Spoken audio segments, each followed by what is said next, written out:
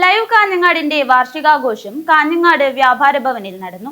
മുസ്ലിം league മണ്ഡലം president Basheer Vellikoth പരിപാടി ഉദ്ഘാടനം ചെയ്തു.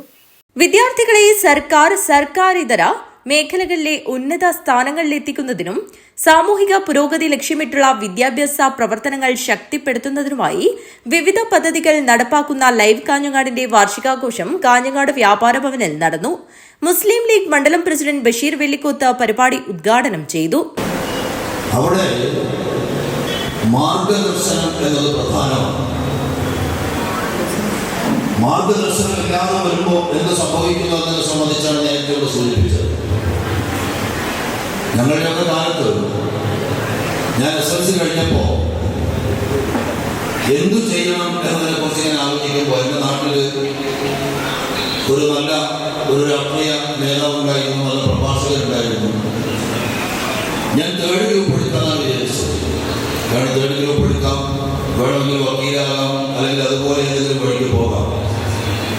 അപ്പോൾ അദ്ദേഹം എന്നോട് പറഞ്ഞു, 3rd ഗ്രൂപ്പ് ഭയങ്കര ടഫാണ്, അതുകൊണ്ട് 1st ഗ്രൂപ്പ് എടുക്കലാണ് നല്ലത്. ലൈവ് ഓഫീസർ ആബിദ് ആറങ്ങാടി അധ്യക്ഷത വഹിച്ചു. പ്രമുഖ സൈക്കോളജിസ്റ്റ് അലി അൻസാം മുക്താർ മുഖ്യപ്രഭാഷണം നടത്തി. വിവിധ മത്സര പരീക്ഷകളിലും കലാകായിക രംഗങ്ങളിലും മികവ് തെളിയിച്ച വിദ്യാർത്ഥികൾക്ക് A. ഹമീദ് ഹാജി, C. മുഹമ്മദ് കുഞ്ഞി, മിഥിരാജ് കുശാൽ നഗർ, നിയാസ് കൊത്തിക്കാൽ എന്നിവർ അവാർഡുകൾ വിതരണം ചെയ്തു. Live officer KP Jafar master സംഘടനയുടെ വിവിധ പദ്ധതികളും ഭാവി പ്രവർത്തനങ്ങളും വിശദീകരിച്ചു.